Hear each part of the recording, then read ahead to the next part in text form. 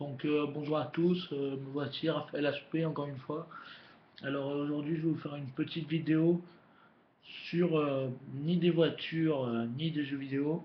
Aujourd'hui ça va être sur une arme à air comprimé. Alors ici j'ai voilà, un fusil à air comprimé de marque Gamo qui est une marque espagnole. Alors un fusil à air comprimé qui tire, pas des billes en plastique comme le airsoft. Voilà, calibre 177, 4,5 mm, mais qui tire des plombs quoi. Voilà. Donc regardez à peu près la forme, je sais pas si on verra très bien. Voilà. Donc alors ici on voit le fusil, ce n'est pas un fusil à, c'est un fusil à ressort. Il n'y a pas besoin de bonbonne de gaz.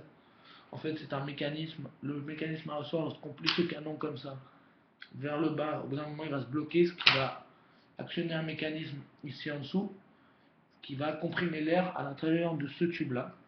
Alors comme vous voyez il y a une lunette, voilà. Il y a le casque de la lunette. C'est une lunette 4 par 30. Elle ne vient pas avec le fusil, il faut l'acheter à part. Ce fusil là qui est assez vieux, c'est le modèle C1K773932, qui est un des tout premiers de chez Gamo. C'est aussi bizarrement un des plus puissants. Donc voilà, ici c'est du bois, ce n'est pas d'une couleur, c'est bien du bois. Donc ici bien sûr de l'inox et la lunette. Ok, vous avez une petite visée là, mais moi j'ai perdu un bout, donc j'ai mis une lunette. Alors voilà, ici vous voyez le cache. La balle, lorsque la balle est tirée, qu'elle sort du canon, avec ce fusil-là, elle atteint environ 290 mètres secondes. Ce fusil a une puissance de 23 joules, qui est assez énorme quand même. Au-delà de 10 joules, en France, je ne sais pas d'ailleurs, il faut une licence de tir, je l'ai. Je l'ai passé il n'y a pas longtemps. Donc voilà, c'est à peu près tout. Là, je vais vous montrer comment on charge. Donc c'est tout bête, avec un peu de force. On prend le canon à l'avant, on le cale derrière et on le plie. Voilà, on sent la force parce que le piston comprime l'air. On va aller à l'intérieur. Par là, par ce petit trou là, c'est le canon. On va y mettre la balle. Je ne vais pas le mettre là parce que je suis dans ma chambre. La balle à l'intérieur. Il a bien appuyé et il y a une sécurité ici. Je ne sais pas si vous la voyez très bien. Là, la gâchette normale. Et là, une sécurité. Lorsqu'elle est mise, on ne peut pas tirer. Lorsqu'elle est enlevée, bien sûr, on tire. Alors là, je la mets. Et quand on monte le canon, il n'y a plus aucune force.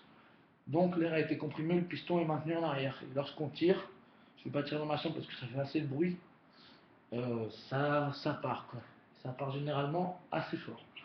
Alors ce fusil ce n'est pas un jouet, c'est une arme, c'est dangereux. Euh, Avec ça, moi je m'amuse à faire, je m'amuse pas vraiment. Je tue quelques pigeons qui sont malades en face de chez moi. Je ne tue pas autre chose. Et sinon, je m'entraîne à faire des tirs de précision dans les tirs efficaces entre 30 et 80 mètres.